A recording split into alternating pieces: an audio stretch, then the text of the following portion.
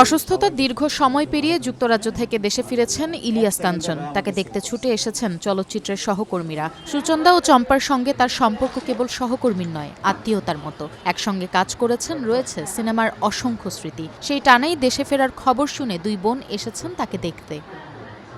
শুরুতেই কাঞ্চনের হাতে তুলে দেওয়া হলো ফুলের তোড়া। এরপর সুচন্দা ও চম্পাকে দুই পাশে বসিয়ে একরকম পুরনো দিনের আড্ডায় মেতে উঠলেন ইলিয়াস কাঞ্চন। কথার ফাঁকে ফাঁকে ফিরে এলো তার কর্মময় জীবনের নানা স্মৃতি। উঠল সুচন্দা প্রযোজিত ৩ কন্যা ছবির প্রসঙ্গ, যে ছবিতে অভিনয় করেছিলেন ইলিয়াস কাঞ্চন। সিনেমার সেই দিনগুলো যেন আবারও ঘরের ভেতর ফিরে এলো কথায়, হাসিতে আর স্মৃতিচারণায়।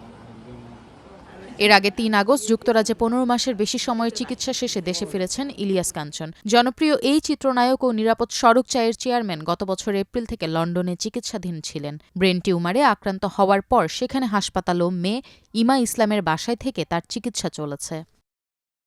গত বছরের আগস্টে লন্ডনের একটি হাসপাতালে ইলিয়াস কাঞ্চন মস্তিষ্কে অস্ত্রোপচার করা হয়। চিকিৎসকেরা টিউমারের বড় একটি অংশ অপসারণ করতে সক্ষম হলেও ঝুঁকির কারণে পুরো টিউমার সরানো সম্ভব হয়নি। পরে চিকিৎসকেরা তাকে ব্রেন ক্যান্সারে আক্রান্ত হওয়ার কথা জানান। ১.৫ বছরের দীর্ঘ চিকিৎসা শেষে দেশে ফেরার পর থেকে সহকর্মীদের ভালোবাসায় সিক্ত হচ্ছেন ইলিয়াস কাঞ্চন।